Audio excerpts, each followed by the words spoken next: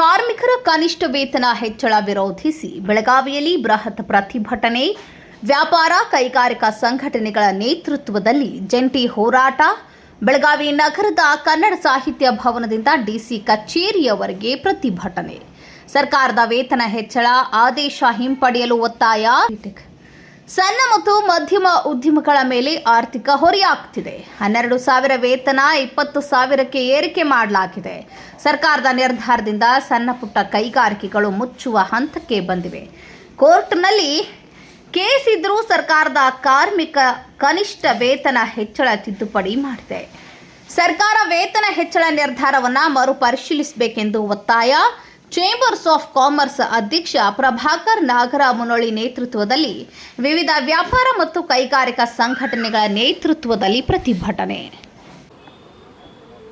ನಾನು ಪ್ರಭಾಕರ್ ನಾಗರಮುನೊಳ್ಳಿ ಅಧ್ಯಕ್ಷ, chamber of commerce and industries Belagavi. ನಾವು ಇಲ್ಲಿ ಮಿನಿಮಮ್ ವೇತನವನ್ನು ಜಾರಿಗೆಯನ್ನು ಈ ಸರ್ಕಾರ ಮಾಡ್ತಾ ಇದೆ.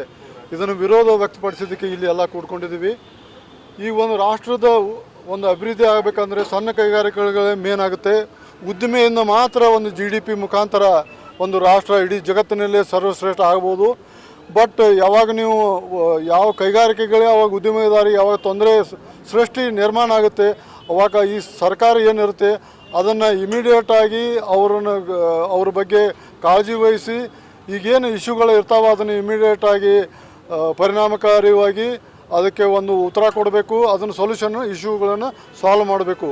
ಅದಕ್ಕೆ ನಾವು ಈ ಎಲ್ಲ ಅಸೋಸಿಯೇಷನ್ ಮುಖಾಂತರ ನಮ್ಮ ಏನು ಬೆಳಗಾವಿ ಜಿಲ್ಲೆ ಎಷ್ಟೊಂದು ಅಸೋಸಿಯೇಷನ್ ಇದೆ, ಈ ಎಲ್ಲದರ ಮುಖಾಂತರ ಚೇಂಬರ್ ಆಫ್ ಕಾಮರ್ಸ್ ವತಿಯಿಂದ ಇಲ್ಲಿ ಒಂದು ವಿರೋಧವನ್ನು ವ್ಯಕ್ತಪಡಿಸೋದಕ್ಕೆ ನಾವೆಲ್ಲ ಕೂಡಿದ್ದೀವಿ.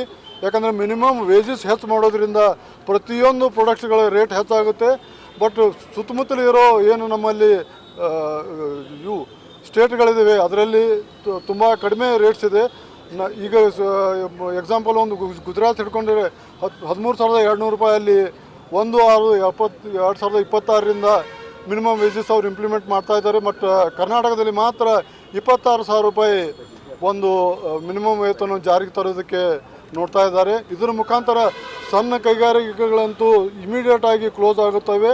ಅದರ ಮುಖಾಂತರ ಸಣ್ಣ ಕೈಗಾರಿಕೆಗಳ ಮುಖಾಂತರ ಒಂದೊಂದಾಗಿ ದೊಡ್ಡ ಕೈಗಾರಿಕೆಗಳು ಹಾಗೂ ಉದ್ಯೋಗಗಳು ಎಲ್ಲ ಕ್ಲೋಸ್ ಆಗುತ್ತವೆ.